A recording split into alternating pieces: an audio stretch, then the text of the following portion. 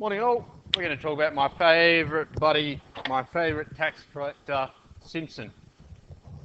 He was a tax collector and he got sick of people ripping off the government because there was a tax on the amount of land you had, and it was really hard to work out irregular shapes. And Simpson came up with this formula, which was really good. Now, this formula is on your formula sheet.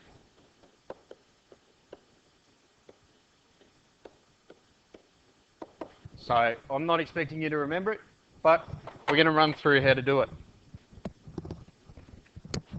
So the height is the width of all the equal parts. The first line is this first measurement.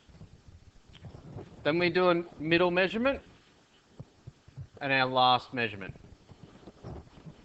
And using the formula, we can actually work out the area of that based on, it actually follows a curve, and it's really cool, and I can tell you all more about it, but it's a bit beyond the scope of general maths, but we'll do an example. So here we go. We've got a irregular shape. We've got three measurements. We've got a baseline, and we need to work out what the height is. So the height is, this is our measurement from all the way across, and we need to break it into two even parts.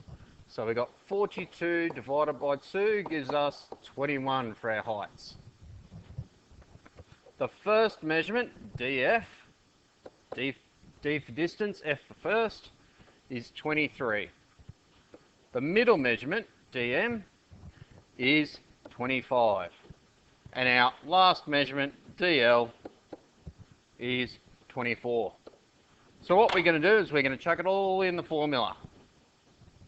Here we go, here's our formula. We've wrote it down. We've plugged our numbers in. So we talked about how we got H, our first, our middle, our last. We plug it in. When we're doing it on our calculator, we're going to type it in exactly like it is. So if you're using the fraction key, it would be 21 over 3 times bracket. And then you can put your big number in.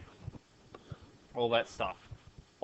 As you know, I recommend doing 21 divided by 3, then times the bracket, because I usually don't want my answers to be in fractions.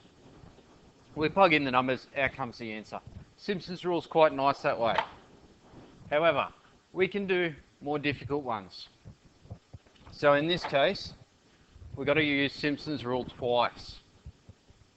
So we've got 1, 2, 3, 4 intervals. So to work out our height, we've got 60 divided by 4, which gives us 15, I believe it's in metres. Oh no, centimetres, my bad.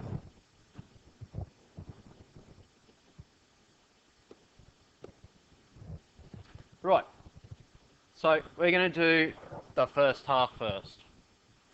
It's always a good place to start. So I'm going to label it, this is the first, this is the middle, this is the last. Once I've got each one of those written down, I can go to my formula, make the substitution, and out comes the answer. Here's the different part. Because we're doing it twice, we're going to work out an answer for here, and then we're going to go through and we're going to do this one. In this case, this becomes DF, because we're using it as the first one in this half. DM and DL. The height will stay the same because each one's broken up into the same measurements. Here's how we do our calculation. So we do the first part first, and then we add the second part, which we're going to do second. Plug in the numbers, out comes the answer, and 2468, Bob's your uncle, don't wait. That'll do us for Simpsons Rule. All the best with it.